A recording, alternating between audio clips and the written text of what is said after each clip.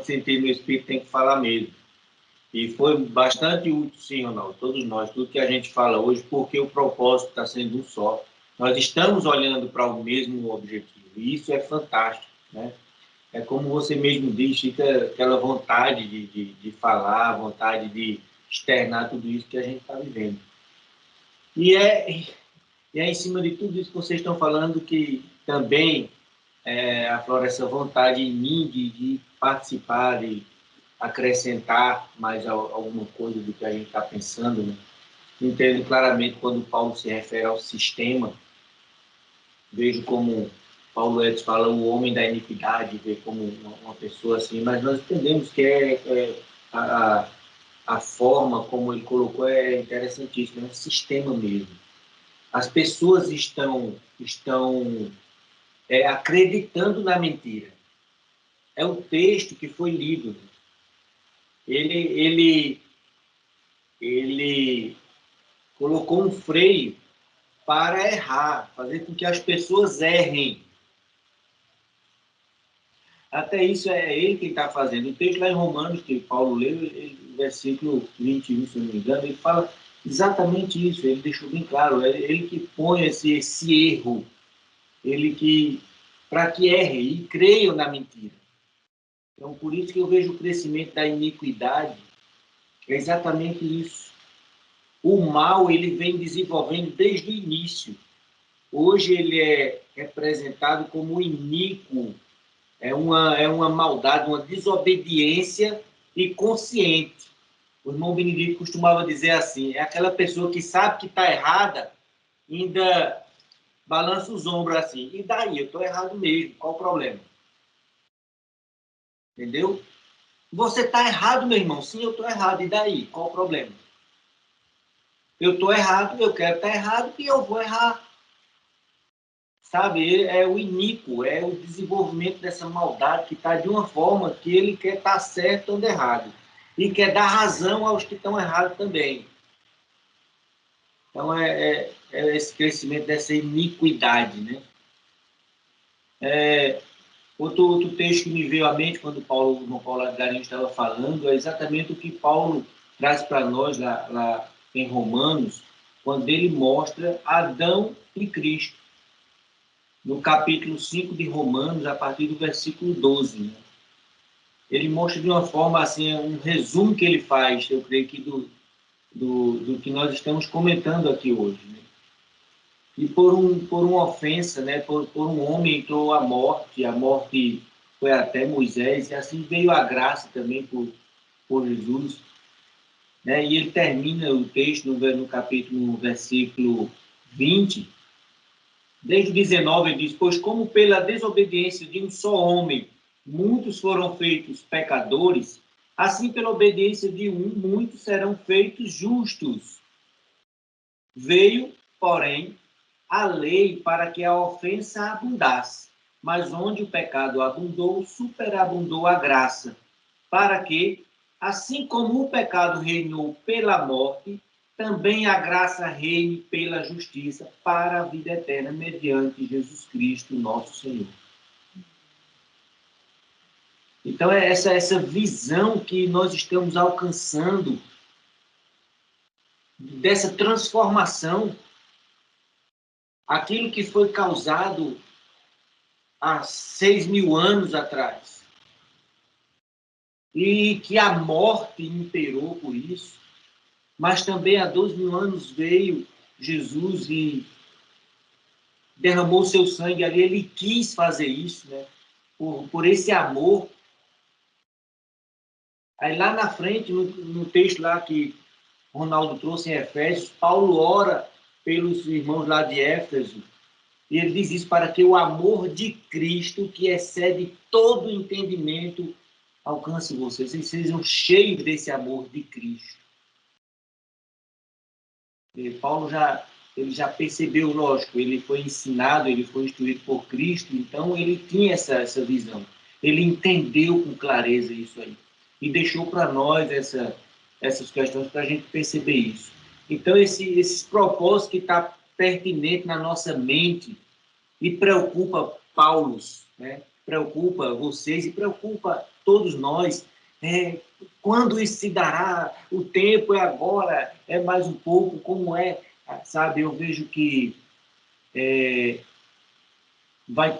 isso transforma o mundo. O poder é imensurável. Nós não sabemos mensurar o poder, o tamanho da glória, de crermos nessa forma como estamos sendo, como está sendo mostrado para nós. Se vamos começar a fazer isso, Ronaldo, e aos demais, em casa, amém. Mas se mesmo que ainda não for em casa que comece, mas que nada nos impeça de avançar em entender, em conhecer e querer transformar, como o propósito da justificação em Cristo Jesus para nossas vidas, é esse entendimento.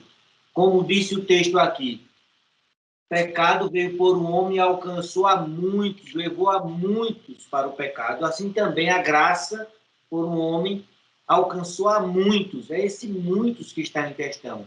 É nessa proporção de que todos que foram acometidos do pecado e se tornaram pecadores, todos também sejam acometidos da graça e sejam justificados em Cristo Jesus através da nossa forma de entender.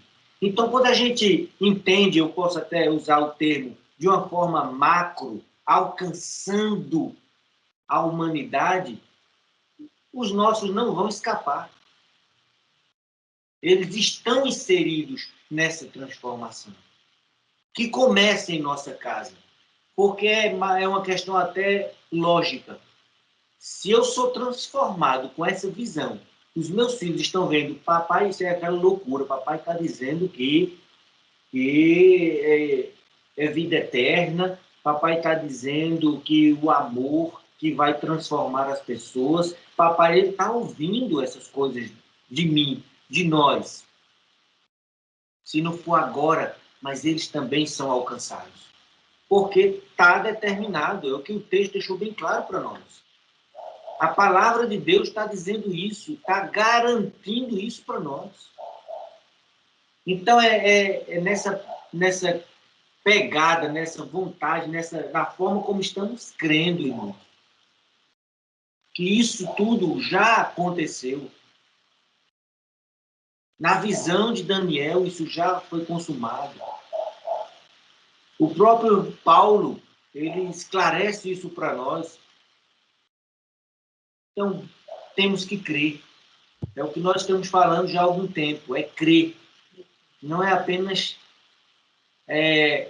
usar o dom da fé, mas é crer de todo o coração, com as nossas forças, com as nossas palavras. O que estamos falando tem tudo a ver com o que eu creio. Eu creio em vida eterna, em vida ressurreta. Eu creio no corpo multimembrado de Cristo Jesus. Ele é o cabeça. Eu creio nisso. Não é mais uma questão de dom apenas pela minha fé. Eu tenho certeza que isso vai acontecer. Não, eu creio que isso é real agora. E eu vejo que é essa predisposição, sabe, sem se preocupar, como o irmão Paulo Edson falou, bem falou, Deus é atemporal.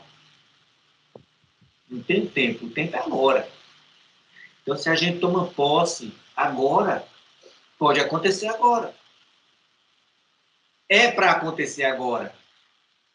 É o Pai que vai determinar, né? Como o texto lá em Hebreus fala sobre as questões dos elementos, dos fundamentos elementares, né, que era usado.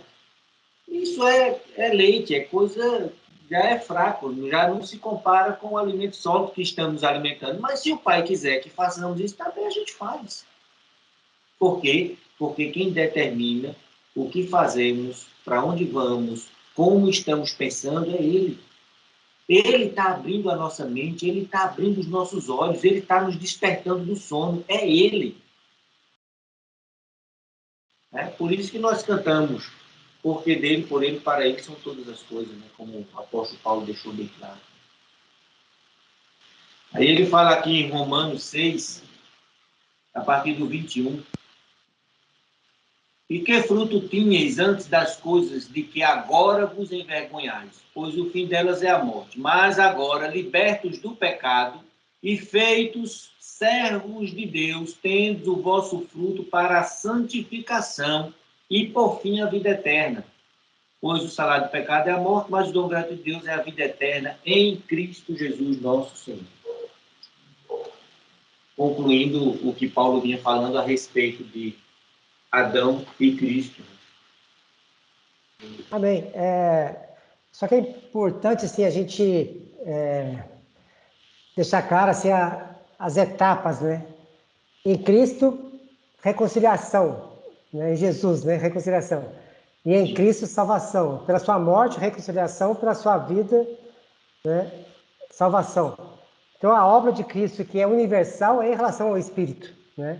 Então, a gente é em Cristo, para a obra de Cristo, todos que morreram em Adão foram reconciliados em Cristo. Realmente, isso aí não tem exceção de pessoas, é para todos. Agora, em relação a alma e corpo, é para os que creem. Né? Então, somente serão salvos em alma e corpo quem crê na vida de Cristo. Né? Salvos para sua, reconciliados para a sua morte, salvos para a sua vida. Então, se eu não crer na obra de Cristo, não viver essa vida de Cristo, quer dizer, como fala, o fim da vossa fé é a salvação da alma. Né? Quer dizer, então a minha fé vai levar a salvação da minha alma. Agora, se eu não tiver essa fé baseada no que Cristo fez, a minha alma não vai ser salva. Né? Ela não vai ser automática, né, para todos. Vai ser sim, para quem crê, tiver fé e realmente viver a vida que Cristo vive. Né? Então, somente em Cristo eu serei salvo em corpo e alma. Né? Fora de Cristo não tem como. Então, eu estou no corpo e tenho minha alma salva e meu corpo restaurado. Né? Ou se eu estou fora de Cristo, como diz lá, quando fala que texto de Coríntios, né? Mesmo a sua obra se queimar, contudo será salvo, em espírito. Mas se não produziu nada, evaporou tudo, o que sobrou? Não, foi papel, não ficou nada. Então não vai dar nada. Né? Então, assim, é importante ter essa questão. São etapas, né? Uma está concluída, hein, na obra de Jesus. Realmente é incontestável para nós, né? Para muitos ainda não, né? Para muitos ainda não. Mas para nós, sim. Né? Todos que pecaram em Adão, todos que morreram em Adão, realmente viveram em Jesus. Né? Plenamente certo. Agora, nós temos hoje algo a ser conquistado, né? E para isso nós estamos aqui na Terra, para justamente conquistar esse processo de endeusamento, de sermos o que não éramos, né? Nós éramos só espírito, agora temos a possibilidade de ser corpo, alma e espírito. E é isso que nós estamos batalhando aqui na Terra, né? E realmente, para quem vai entrar nisso? É quem realmente conseguir enxergar Cristo como cabeça e ser participante desse corpo, né? Aí sim nós seremos incorporados nesses galardões, vamos dizer assim, né? Nesse processo de endeusamento. Amém. Agora, assim, com relação àquele texto que eu li, só queria reforçar duas palavrinhas que ajudam a clarear um pouquinho essa questão do iníquo, né, do texto de Tessalonicenses 2, né? No versículo 7, com efeito, o mistério da iniquidade já opera. Então, não fala que ele vai operar. Então, o mistério da iniquidade já opera. Ele já opera, mas é um mistério. Né? O que é mistério? Aquilo que as pessoas não enxergam. Então, o mistério já está operando. Mas ele é um mistério. As pessoas não conseguiram enxergar isso como uma iniquidade. Né? Aí, no outro versículo 8. Então, será de fato revelado o iníquo. Tá? Então, ele já opera, mas não é revelado. É um mistério. E vai chegar um momento que ele vai ser revelado. Né? Então, hoje, realmente, a iniquidade está operando, mas as pessoas não enxergam isso aí como sendo a iniquidade, né? O que a gente tem falado aqui é a questão do discernimento do mal, né? Seremos como Deus quando conhecermos o bem e o mal, né? Como Deus conheceremos o bem e o mal. Então, esse discernimento do bem e do mal é uma peça fundamental para nós entrarmos nesse ministério que a gente tem falado, né? E hoje o mundo não teve essa visão do mal ainda. Eles não enxergaram o mal. Eles estão enxergando o mal como sendo bem. Né? Eles estão enxergando a mentira como sendo verdade. Né? Existe essa operação do erro. Então, é um mistério ainda. A iniquidade já opera, mas é um mistério. Mas vai chegar um dia que ela vai ser revelada. Né? E quando ela for revelada, ela vai ser destruída. Né? Conforme diz o texto. Então, realmente, é justamente esse período que nós estamos aí nessa transição.